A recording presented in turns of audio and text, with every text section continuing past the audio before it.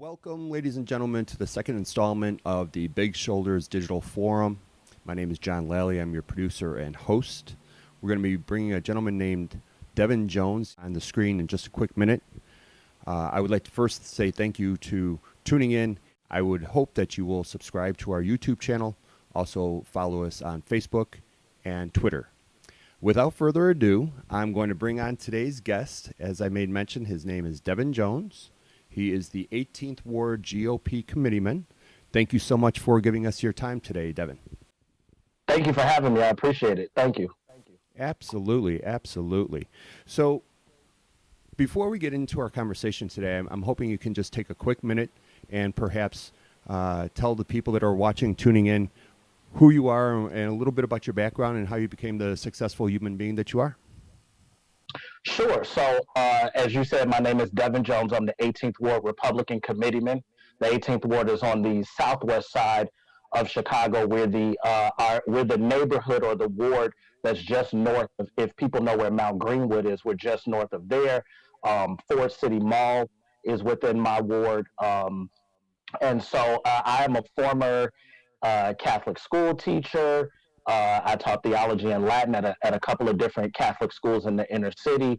I adopted two of my former students who were homeless, two brothers.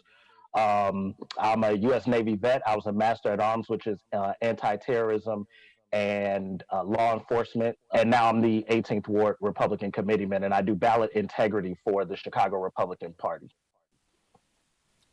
Well, it's a very, very impressive background. Thank you so much for your service, Thank keeping you. our nation safe, and also now trying to keep our elections safe, Yes. which is no small feat. So, real quick, there are people outside of the city of Chicago who I have friends around the country, and when I make mention of wards and aldermen and committeemen, they look at me like I have three heads. Could you explain, please, a little bit about what the Chicago grid is here as far as wards and what an alderman is and what their powers are and how we've got ourselves in this situation? Sure. So, we have 50 wards in Chicago, and a ward is really just a city council district. Each ward has one member of city council that the people in the ward elect. The wards roughly have they try to keep it at, I think, 55,000 people. Each ward under the Illinois State Election Code also is eligible to have a committeeman from each party. So the Green Party, the Republican Party, the Democrat Party, the Libertarian Party, the Socialist Party, if there's such a thing here. Um, each one can elect the members of that party in the ward can elect their own committeeman and or committeewoman. And I was elected in last year's primary, the presidential primary. It's always done every 4 years at the presidential primary. And so many wards, the committeeman is also the alderman, but there are some wards where the committeeman is a state legislator or a county commissioner. In the case of my ward, the Democratic committeeman is also our alderman, and then I'm the Republican committeeman. Very good. So, as the GOP committeeman, you take up for individuals in your ward and bring to the table ideas and thoughts from the GOP side of the aisle as to Correct. how the people would like things to be run, ideas and suggestions. Right. So I represent the ward with the Republican Party, and then I represent the Republican Party within my ward. And we also vote. The committeemen are probably the most important people in a political party because we vote on the state central committeemen who actually vote on the chairman of a state party. We vote for our county chairs here in the state of Illinois, and so those are very important things. We also appoint election judges. If you're a Democrat or Republican, you appoint election judges, and we are authorized to find poll watchers and different things like that. So that's the job of a committeeman. It's probably one of the most important aspects of the electoral process. Wow, that's fantastic and impressive. Mhm. Um, as far as aldermen, are there any Republican aldermen, or is it all Democrat? So technically, there's no parties in municipal elections, but we know that they're going to lean Democrat or Republican. We have no Republican aldermen. I can't recall the last time we had a Republican alderman. I think we had maybe one back in the '90s on the northwest side, and obviously we haven't had a Republican mayor since Bill. I think his name was Big Bill Thompson back in the '30s. So Right. I believe it was it's been a 90 while. years ago. Yeah. Yeah, yes, yes. Goodness. Well, I tell you, so born and raised here in Chicago, and as a matter of fact, I didn't realize until you just said this now, but I grew up about a block and a half from Ford City Mall. So Oh wow. exactly, I used to go and hang out there on the weekends with my friends. There was, and maybe there still is a an arcade down in Peacock Alley, and yeah, that's we used to hang out there a lot. So I didn't realize that you Wow. were now the committeeman over there. That's Yes, fantastic. yes. But being born and raised, I was going in there somewhere with that.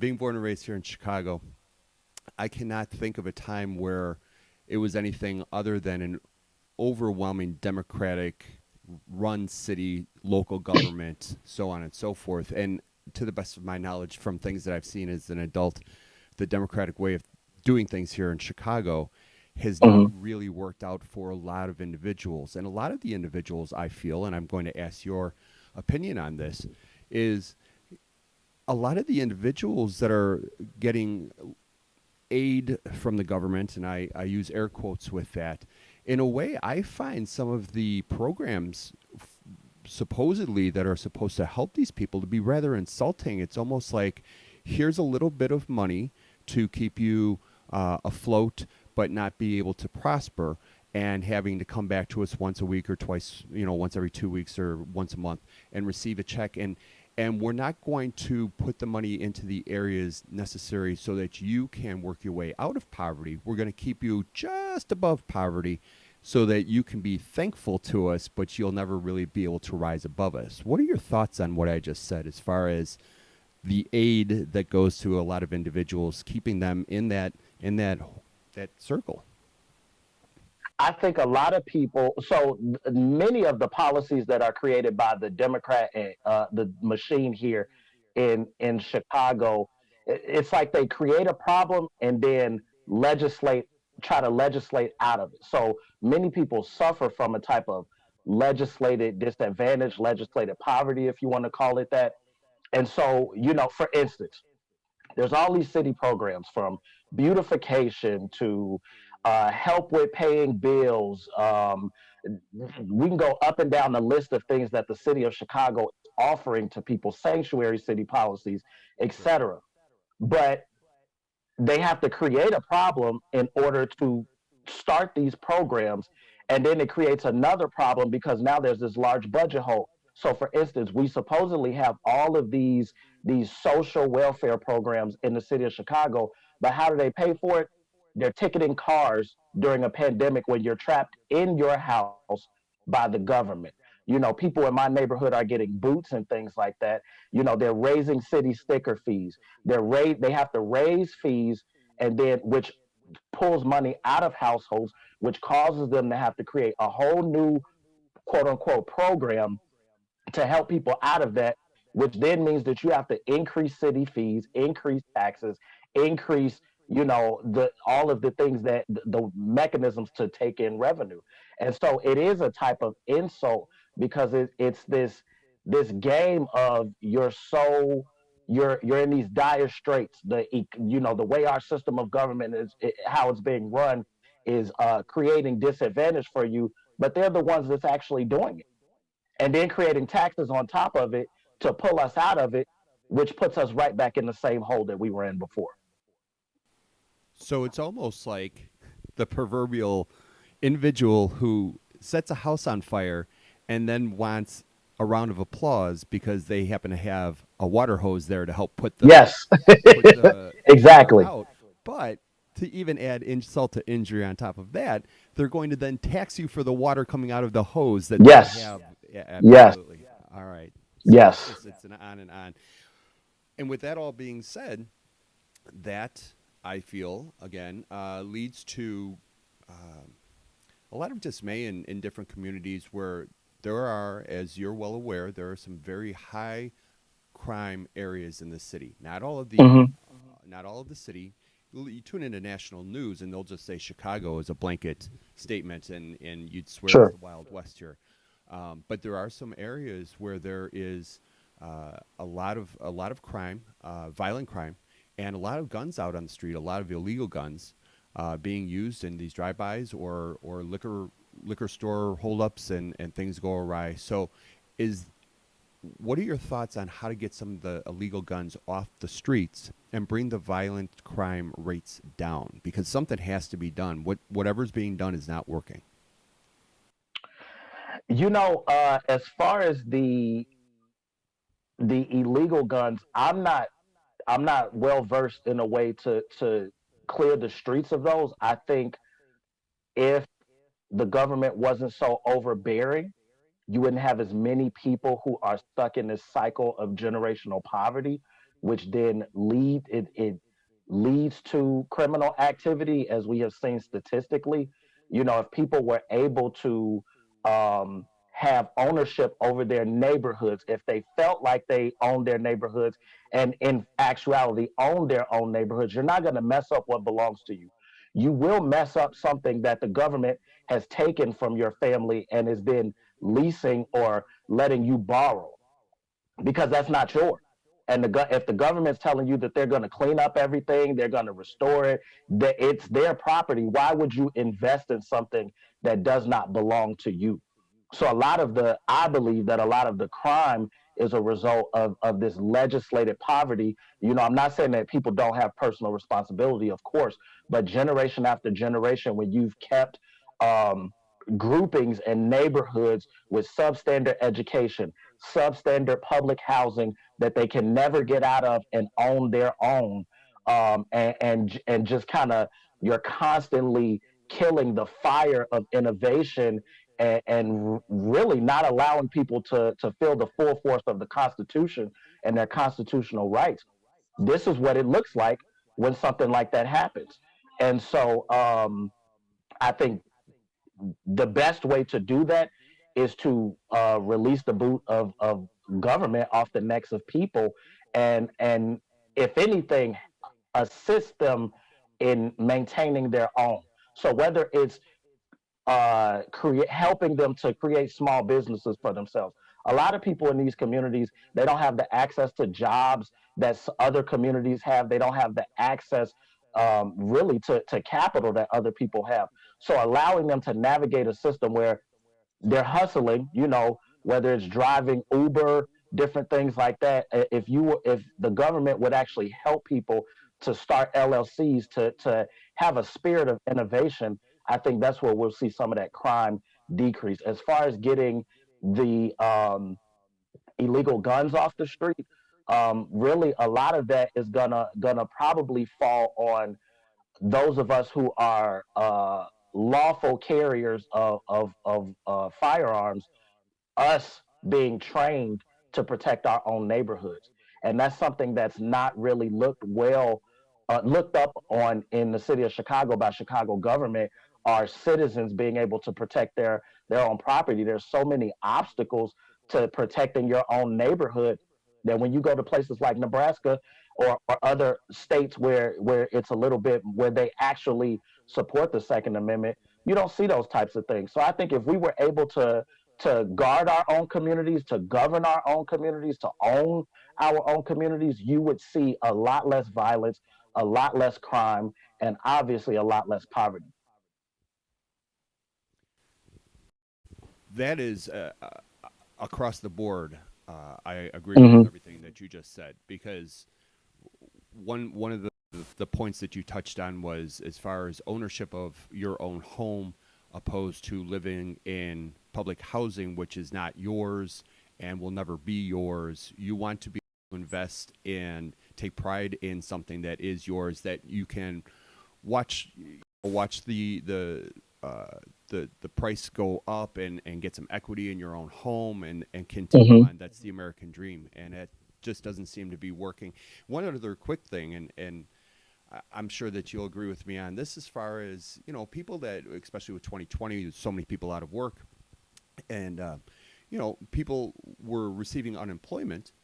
And then, as soon as if somebody is going to go out and get a job, a part-time job, to try and bring some extra money into the household while they're trying to get their life back on track after the pandemic, it's almost like as soon as you start to make a little bit of money, the government takes away everything that they've been sending to keep you afloat, opposed to just balancing it out. In other words, if I'm making, let's say, I'm receiving, not making, receiving, let's say, $300 a week as a subsidy to get through the pandemic, and then I go out and make an extra $100, driving for Uber, let's say, they won't take away just that extra 100 or 50 to try and let me get my financials back in order. They'll take away the whole 300 because now I'm working, I have a Yes. job, and I don't understand that. I've never understood that. It's like, let people get back in the swing of things before taking away the subsidies that you are allowing for them. Right. Well, and that's the difference between the a hand up, and a handout.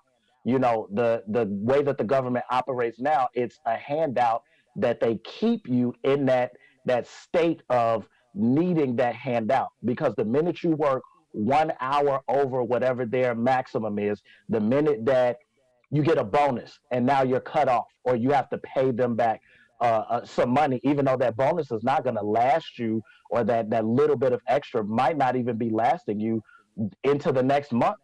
And so it just creates a system of poverty. And like you said, why wouldn't we do something like, a person gets employed, maybe they're not getting the full, let's just say the amount is 500.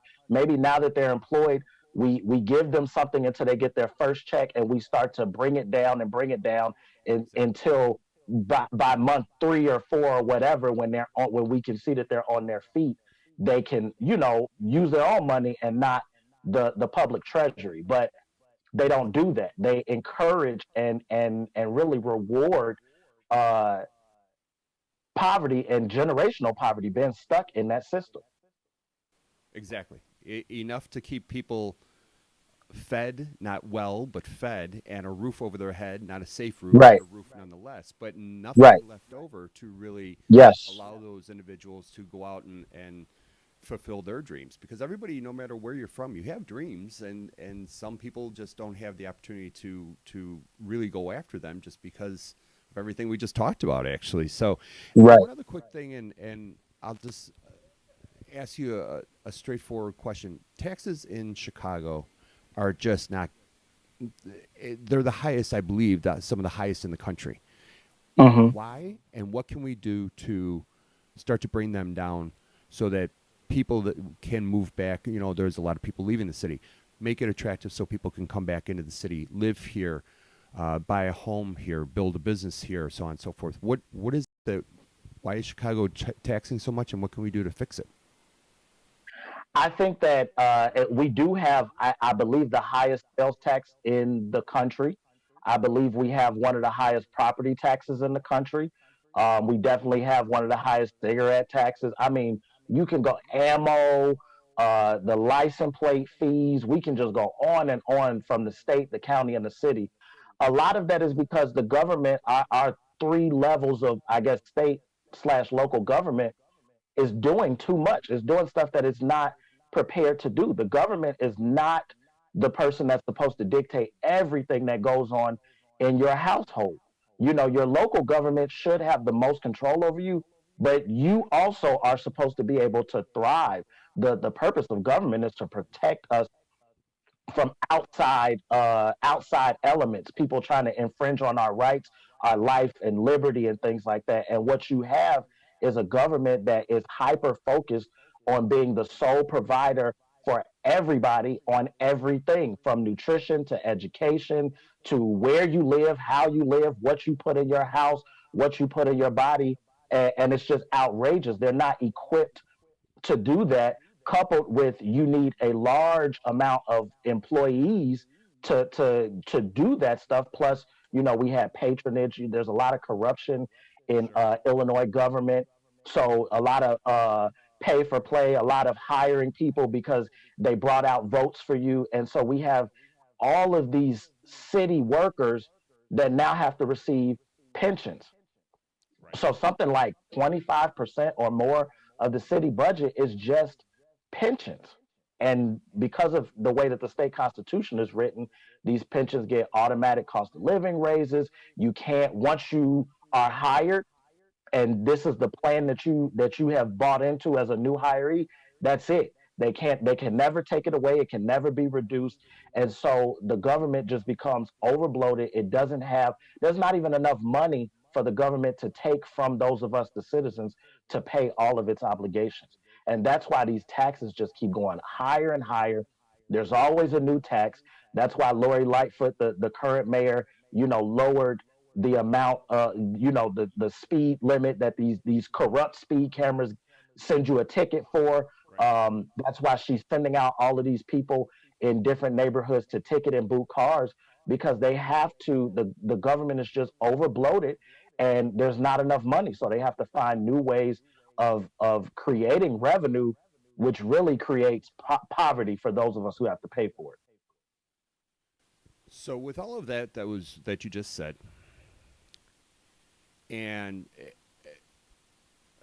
every time there is a new service, there is a new tax, but then the service that the tax is supposed to go towards somehow either gets kind of washed away, but the tax stays with us. I always chuckle to myself in any time that I see or read or hear about a temporary tax or a temporary fee on this, that, or the other, whatever it is, because once a flow of money starts coming in from a temporary tax on something, nobody's going to turn that off, and we all know that. And No. I just shake my head like, well, just be honest with us, for goodness sakes. As far as, you know, the the one last thing I think is important to talk about, because I lean more to the right than I do to the left, even though I live here in Chicago. So I'm thrilled to be able to speak with you and hear what you have to say. Do you get a lot of that from individuals in Chicago, because it is such a Democratic city, supposedly a Democratic city?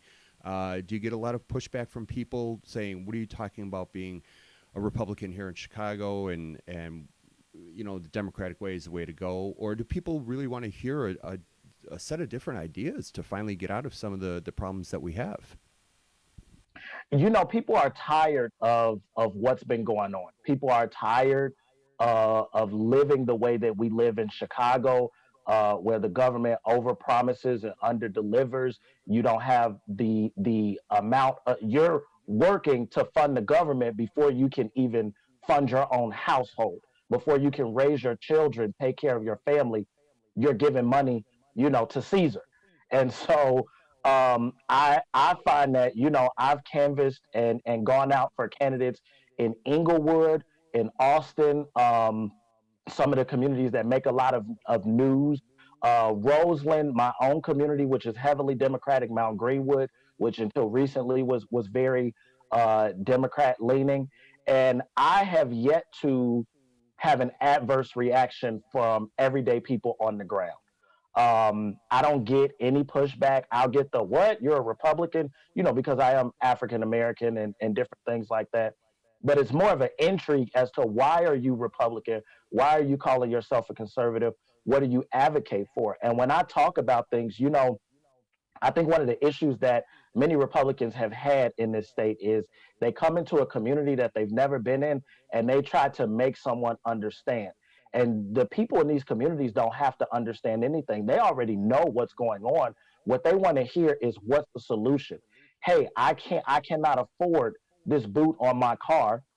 I'm stuck in the house because of a pandemic and a lockdown that the government has created. Not that they created the pandemic, but the lockdown, the response to it. So how am I being ticketed? I can't afford to pay you more money to to put yet another sticker on this car when I'm already paying property taxes on the house, which means that should cover the parking spot in front of my house, but it's not. And then you're going to add an extra fee, and I'm unemployed. They want solutions to that type of stuff. They don't want to hear us pontificating about issues that don't affect them. And so I think that's where that door is wide open for Republicans, and kind of the space that I thrive in. These are my neighbors. If we talk to everybody like they're a neighbor deserving of the same constitutional protections and privileges and rights that everyone else has, and we have a solution, an agenda, and a plan, a policy proposal for that, people are open to listening to that.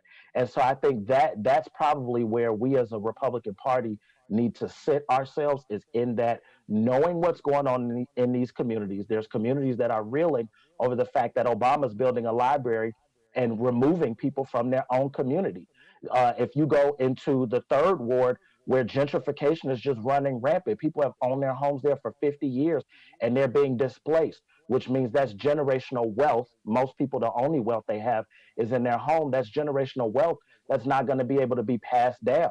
Um, so there's just a lot of weird, corrupt things that the Chicago government does, that the state government and the county government does.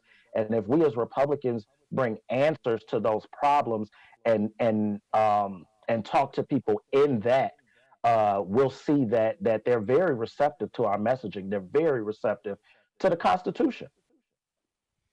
Very good. I do know that in Chicago proper, it seems like Republicans running for office, uh, from the president all the way down, Republicans don't really seem to spend a whole lot of time in a lot of the areas that we're speaking about. Mm-mm. They won't go in and just sit and talk and listen and bring back answers. It's almost like a lot of Republicans just throw up their hands and think, well, that ward and that ward and that ward, they're not going to vote for me no matter what I do. And you know, election after election after election, when people don't see Republicans showing up to listen and respond and bring answers to their questions back with them, of course people are just going to, go in and look straight Democrat, because at least they're getting, it's the devil that opposed to blah blah blah. But it's almost like the Republicans just simply have not put in any kind of effort to change minds, or even just to befriend and say, hey, we're here as well and we have ideas, and let's hear what you have to say, and let's see if we can do some good stuff for you. Is there anything that you have going on that like a town hall? Are there town halls? Do people do things like that? Are you in the process? Because it's a wide open situation, I think, here in Chicago. I think the Republicans could do a lot of good by going into different areas and speaking with people. So I am, me and a group of people, we are getting ready to do several town halls across the west and the south sides of Chicago. We're starting on the west side in the Austin community.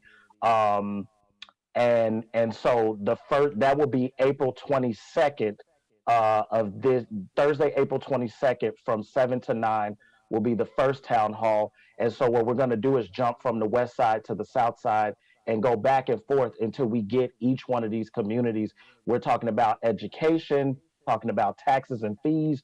We're talking about safety, public safety, crime, streets and sanitation. We're going to try and go through everything in these town halls. And it's not a place where I'm going to be telling them something. I want to hear what they're looking from the Republican Party, or really from anybody. What agenda are you looking for? What is your community suffering from? Because we know that the things they suffer from in Austin are not the things that are happening in my community of Ashburn.